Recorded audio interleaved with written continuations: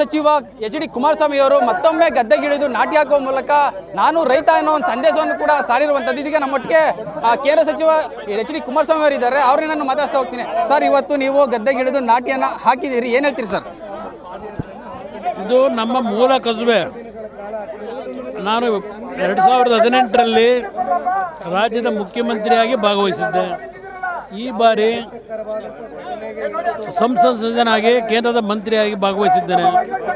ನಮ್ಮ ರೈತ ಕುಟುಂಬದ ತಾಯಂದ್ರ ಜೊತೆಗೂಡಿ ಇವತ್ತು ಭತ್ತ ನಾಟಿ ಮಾಡಿರ್ತಕ್ಕಂಥ ಕಾರ್ಯಕ್ರಮದಲ್ಲಿ ಭಾಗವಹಿಸಿ ಅವರ ಜೊತೆಯಲ್ಲೇ ಇವತ್ತು ಊಟ ಮಾಡ್ತಕ್ಕಂಥದ್ದು ನಮ್ಮ ಒಂದು ಪೂರ್ವಜನ್ಮದ ಪುಣ್ಯ ಇವೆಲ್ಲ ಅಂತಕ್ಕಂಥದ್ದು ನನ್ನ ಅಭಿಪ್ರಾಯ. ಸರ್, 2018ರಲ್ಲೂ ಕೂಡ ನೀವು ನಾಟಿಯನ್ನು ಮಾಡಿದಿರಿ. ಇವಾಗ ಸ್ವತಃ ನೀವು ಕೂಡ ನಾಟಿ ಮಾಡಿದಿರಿ. ಆದರೆ ಎಲ್ಲೋ ಕೆಲಸ ಜೊತೆಗೂ ಕೂಡ ರೈತರ ಜೊತೆ ಭಾಗವಹಿಸ್ತಾ ಇದ್ದೀರಿ. ಈ ಒಂದು ದಿನ ವಿಶೇಷ ದಿನ ಏನು ಅನಿಸುತ್ತೆ ಸರ್? ಇದು ನಮ್ಮ ಜೀವನದಲ್ಲಿ ರೈತರಿಗೆ ಕೊಡ್ತಕ್ಕಂಥ ಗೌರವ, ಅವರಿಗೆ ಆತ್ಮಸ್ಥೈರ್ಯ ತುಂಬಬೇಕಾದ ನಮ್ಮ ಕರ್ತವ್ಯ. ಈ ರೀತಿಯ ಕಾರ್ಯಕ್ರಮದಲ್ಲಿ ಭಾಗವಹಿಸಿದ್ರೆ ಅಷ್ಟೇ ಸಾಲದು. ರೈತರ ಸಮಸ್ಯೆಗಳೇನಿದೆ ಆ ಸಮಸ್ಯೆಗಳಿಗೆ ಯಾವ ರೀತಿ ಸರ್ಕಾರ ಸ್ಪಂದಿಸಬೇಕು ಅದರ ಬಗ್ಗೆನೂ ಗಮನ ಹರಿಸಬೇಕಾಗಿದೆ. ಇದೆಲ್ಲದರ ಬಗ್ಗೆ ನಾವು ಜೊತೆಯಲ್ಲಿದ್ದೇವೆ. ರೈತರ ಕಷ್ಟ ಸುಖದಲ್ಲಿ ಹಿಂದೇನೂ ಸಹ ನಾನು ಅಧಿಕಾರದಲ್ಲಿದ್ದಾಗ ಹಲವಾರು ಯೋಜನೆಗಳನ್ನು ತರಲಿಕ್ಕೆ ಪ್ರಯತ್ನ ಪಟ್ಟಿದ್ದೇನೆ. ಈಗಲೂ ಅವರ ಸಮಸ್ಯೆಗಳಿಗೆ ಪರಿಹಾರ ತರಲಿಕ್ಕೆ ಪ್ರಯತ್ನ ಪಡ್ತೀನಿ. ಸರ್, ನೀವು ಅಧಿಕಾರಕ್ಕೆ ಬಂದ ತಕ್ಷಣವೇ ಉತ್ತಮ ಮಳೆ ಆಯಿತು, ಮತ್ತೆ ಇವಾಗ ಎಲ್ಲ ನಾಟಿ ಕಾರ್ಯ ನಡೀತಾ ಇದೆ ಅಂತಾರೆ. ಹಿಂದೆ ಬರಗಾಲ ಇತ್ತು. ಈ ಒಂದು ಸಮಯದಲ್ಲಿ ನೀವು ಬಂದ ತಕ್ಷಣ ಮಳೆ ಆಗಿದೆ, ಏನು ಹೇಳ್ತೀರಿ ಸರ್? ಅದೇ ನಮಗೆ ತಾಯಿ ಚಾಮುಂಡೇಶ್ವರಿ ಆಶೀರ್ವಾದ. ಇವತ್ತು ಇಷ್ಟು ಒಳ್ಳೆ ರೀತಿಯಲ್ಲಿ ಎಲ್ಲ ಜಲಾಶಯಗಳು ತುಂಬಿ ಈ ರೀತಿಯ ಒಂದು ವಾತಾವರಣ ರೈತರ ಮುಖದಲ್ಲಿ ಒಂದು ಉತ್ಸಾಹ ತುಂಬಿರೋದು ಆ ತಾಯಿಯ ಆಶೀರ್ವಾದ. ಸರ್, ಒಂದು ಕಡೆ ನೀವು ರೈತನ ಮಗ ಅಂತ ಹೇಳ್ತೀರಿ, ಆದರೆ ಇದನ್ನೇ ಒಂದು ಏನು ವಿರೋಧ ಪಕ್ಷ ಕಾಂಗ್ರೆಸ್ ಪಕ್ಷದವರು ಟೀಕೆ ಮಾಡ್ತಾರೆ ಸರ್, ಇದಕ್ಕೇನು ಹೇಳ್ತೀರಿ ನೀವು? ಅವರ ಟೀಕೆ ಬಗ್ಗೆ ನಾನು ಮಾತು ಕೊಡಲ್ಲ. ನನಗೆ ಬೇಕಾಗಿರೋದು ನಮ್ಮ ರೈತರ ಸರ್ಟಿಫಿಕೇಟು. ನನಗೆ ಕಾಂಗ್ರೆಸ್ನ ಸರ್ಟಿಫಿಕೇಟ್ ಅವಶ್ಯಕತೆ ಇಲ್ಲ. ಸರ್, ಒಂದು ಕಡೆ ರೈತರು ಕೂಡ ಆತ್ಮಹತ್ಯೆ ಮಾಡ್ಕೊತಿದ್ರು. ನೀವು CM ಆದ ಸಂದರ್ಭದಲ್ಲಿ ಸಾಲ ಮನ್ನಾ ಮಾಡಿದಿರಿ, ಇವಾಗ ನಾಟಿ ಹಾಕಿದ್ದೀರಿ. ಈ ಎಲ್ಲ ಒಂದು ಕಡೆ ರೈತರಿಗೆ ಆತ್ಮಸ್ಥೈರ್ಯ ತುಂಬುವಂಥ ಕೆಲಸ ಮಾಡಿದಿರಿ. ಏನು ಹೇಳ್ತೀರಿ ಸರ್? ಈಗಲೂ ಸರ್ಕಾರ ಕೇಳೋದು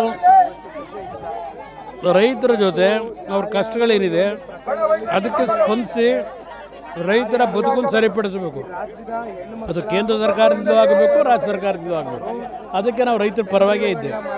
ಸರ್, ಒಂದು ಕಡೆ ಏನು ಸರ್ಕಾರ, ರಾಜ್ಯ ಸರ್ಕಾರ ತಮ್ಮ ಅಧಿಕಾರವನ್ನು ಉಳಿಸ್ಕೊಳ್ಳೋಕ್ಕೆ ಮುಂದಾಗಿದೆ, ಎಲ್ಲ ಒಂದು ಕಡೆ ರೈತರನ್ನ ಕಡೆಗಣಿಸಿದೆ, ಹೇಗೆ ಸರ್?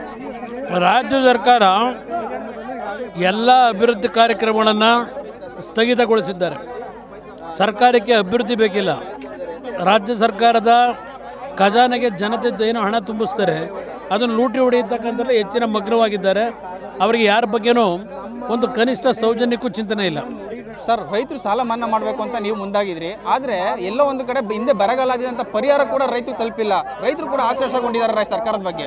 ಈ ಸರ್ಕಾರ ಅವರ ಜವಾಬ್ದಾರಿ ನಿರ್ವಹಿಸುವುದರಲ್ಲಿ ರಾಜ್ಯದ ಜನತೆಗೆ ದ್ರೋಹ ಮಾಡಿದ್ದಾರೆ.